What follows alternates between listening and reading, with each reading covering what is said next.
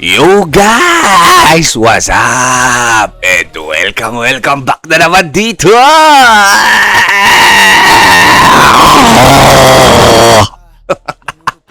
Okay, sa ating channel. Okay, mga bossing ko ngayon, pag-uusapan natin, nakita nyo naman dyan sa title, ang mga 10 mga dapat nyo nang ginagawa sa ganitong state ng game.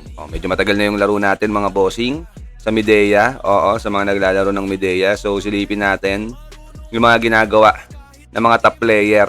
Yung mga malalakas na mga nilalang dito sa Midea. Okay, so since nandito na tayo, huwag natin itong patagalin, bilisan lang natin. Ang una, mga bossing, since nandito na tayo sa Corrupted Labyrinth 5F. Okay, ayan. Kung napapansin nyo, naka-AOE tayo. Ang una, mga papa, temporal farming. Okay? Alam niyo naman kung gaano ka importante ang temporal.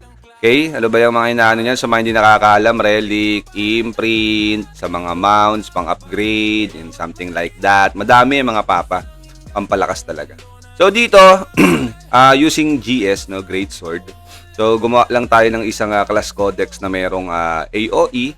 So napili ko is yung striker na may Terenos. Medyo mababa pa yung level. Mas maganda to kung mas mataas. 500, ganyan. Para sa attack power. Okay? So yan, ganito lang yung ginawa nating setting. Pwede nyong gayahin, pwede ring hindi. Okay? Comment lang kayo dyan sa comment section kung anong ginagamit ninyong tawag dito, class codex, no?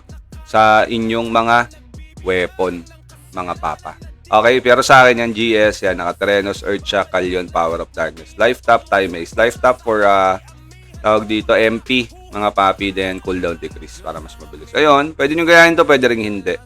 Okay, so yun, yan, tignan nyo naman, yan, naka-AOE type tayo din sa weapon traits din pala natin. Ginawa rin nating AOE yung spinning attack, blood splitter, half moon slash, yan. Pero AOE na yung nilagay natin dyan sa weapon, sa weapon traits niya. Okay, dito, dilaw,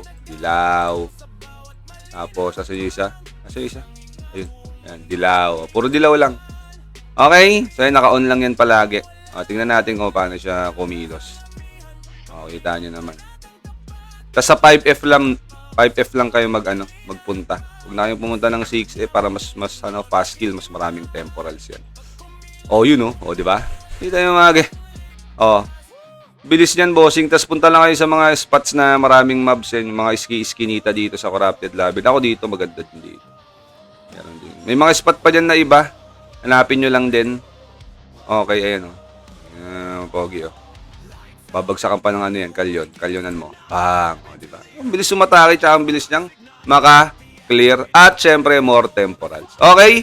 So, next natin dito is yung Armor Mastery. Ayan.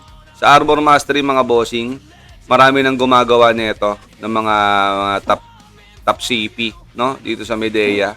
Mga napag-iwanan ng mga level ng kanilang mga Armor Mastery. So, yan, F2P friendly din naman to. Pwede nyong gawin yan. May video tayo kung paano magpa-level ng armor. So, sa akin, currently 61 na yung kulot natin. Sobrang hirap magpa-level. Siguro, maabot ng isang linggo, no? From 50 to 60. Yun, more or less. Wala pa na mga 4 days kung dire-diretso siguro. So yun, meron tayong video, lagay ko na lang din dito sa itaas. Okay? Pa-level na kayo ng armor. Bakit nga pala pinapa-level yung mga yan? Kasi po, pagka level 60 yan, yung melee endurance, pili na lang kayo kung anong set, no? Sa akin kasi napili ko kulot Then, melee endurance yung nakuha natin, 100 piraso. 100 melee endurance, napakalaking bagay niyan. Tapos sa level 80 na ito, ayan, 30% skill damage, endurance ignore sa 90, 300 naman sa magic defense sa 100. So mahirap na yan, matagal yan. Pero pwede nyong fokusan. Ito sabi from 60 to 80, sabi mga 3 weeks daw Okay, pwede namang fokusan yan. Ganda din na ito, 30% skill damage. Okay, next naman natin is yung weapon mastery. Syempre, kailangan nyo na rin magpa-level para sa weapon traits. No? Mas maraming weapon traits, mas mararamdaman nyo na po yung kalamangan ng mataas na mga weapon traits pagdating sa mga ganitong state ng game. Ramdam na rin yan mga papa. So the more na katulad nito, 87 pa lang weapon trait, imbis na maubos ko to, puno ko yan, punuin yan, ito punuin yan. Mas lamang ka doon sa kalaban mo kung puno yung mga yan mo. Kung mataas ang level mo, malaking advantage 'yon, no? So yun, pa-level na rin kayo mga bossing. Then yung next natin dito is yung 589 item logs. Okay? 589 item logs. At least. So sa akin currently 543. Yung gear logs. Kasi makukuha na ito sa 589. Hanapin natin yung 589 item logs dito. Ayun. Yung attack speed.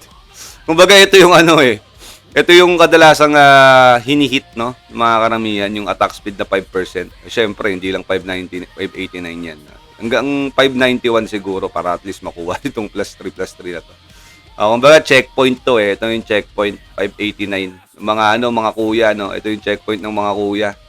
Yan, 589 item lag. Sobrang hirap na yan.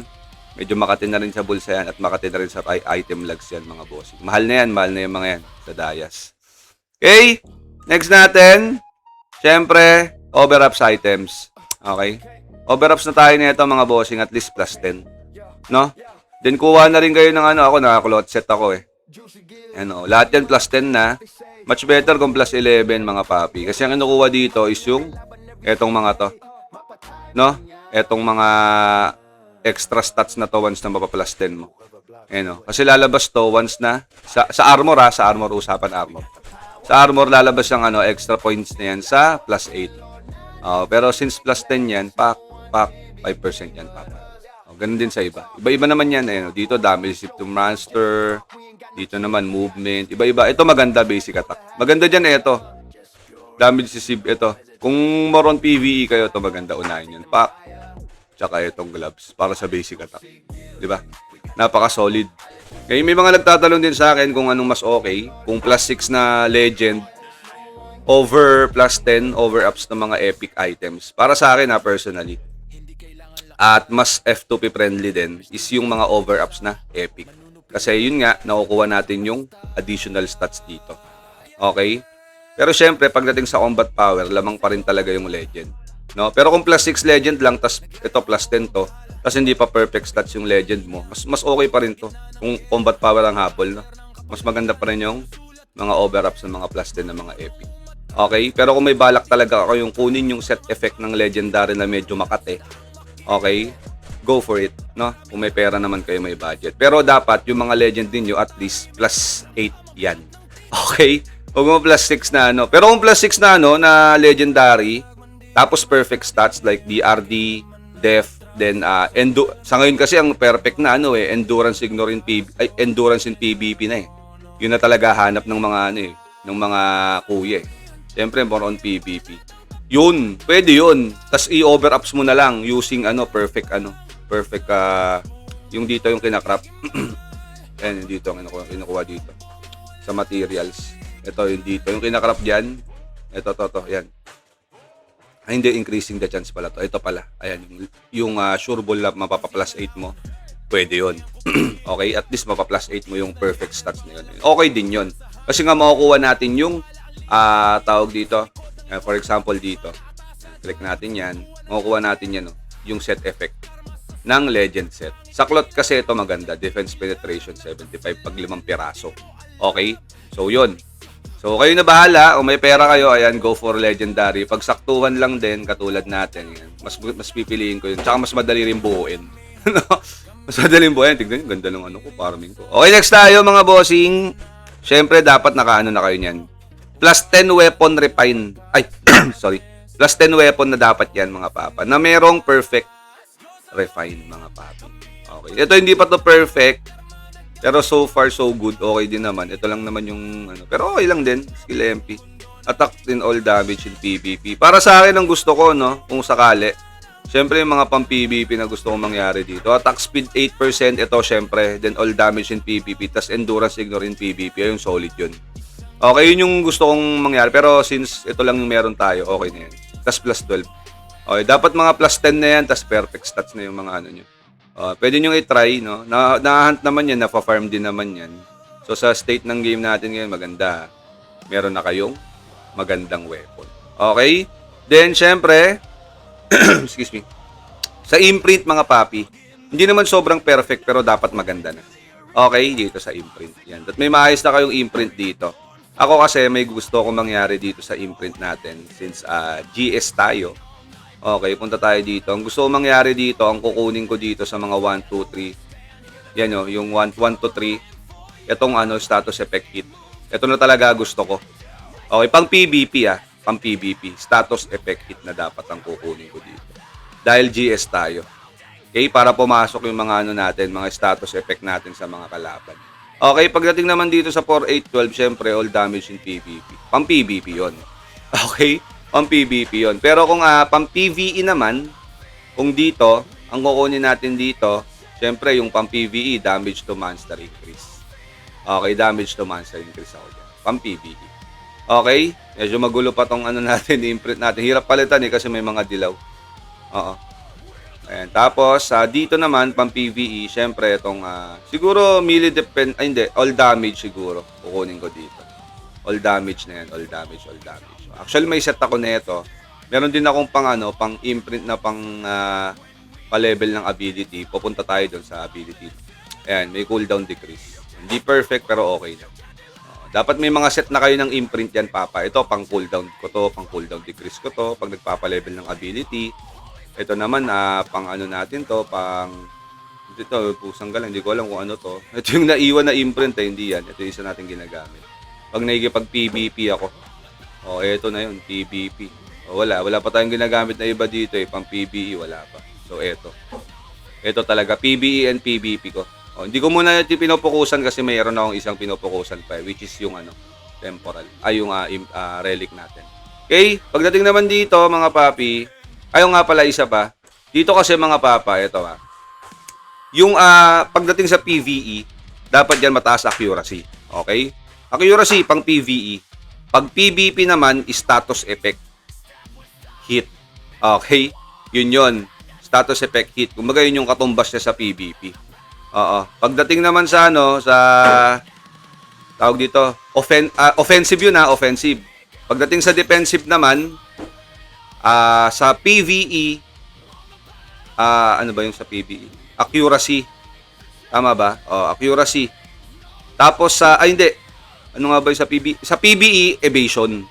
Sa PvP, status resist. Parang ganon, di ba? Nagulo na ako. Yung nakasulat kasi dito, magkadikit Naguluhan ako Ulit. Sa PvP, mataas dapat status effect hit mo. Sa akin, GS kahit naman sa ibang weapon, okay, status effect hit. Para pumasok yung mga stun, knockdown, mga status effect, and something like that. Ganon. Okay? Tapos para naman sa PvE, accuracy. Accuracy, para tumama ka, syempre, di ba? Tama ka.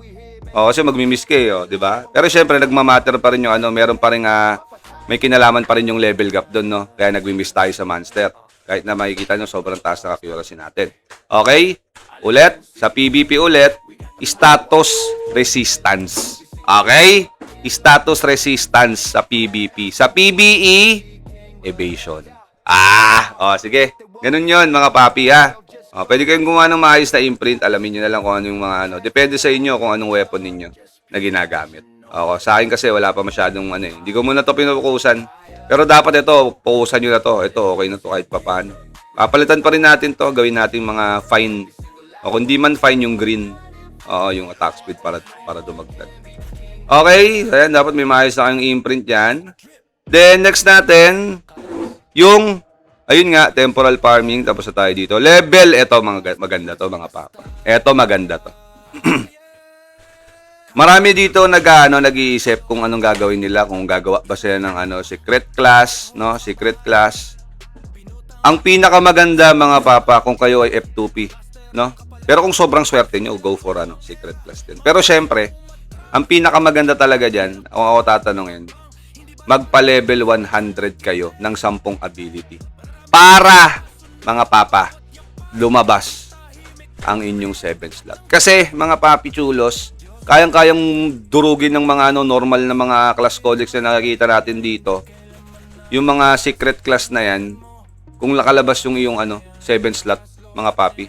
Like for example, sa PvP, no? Sa PvP, Slayer maganda. Okay, Slayer. Okay, Slayer ka dyan. Sobrang solid yung Slayer para sa GS. Nakalabas yung 7 slot mo. Pak, kargahan mo ng kung anong gusto mo. Deerscape, Ano pa ba? Overcam. Ano pa ba yung mga magaganda? O yun, nasa sa inyo kung anong gusto nyo. Tsaka nyo latagan ng mga ano, yung mga mamahaling ano, ability tag. No, yung mga legend ability tag. No?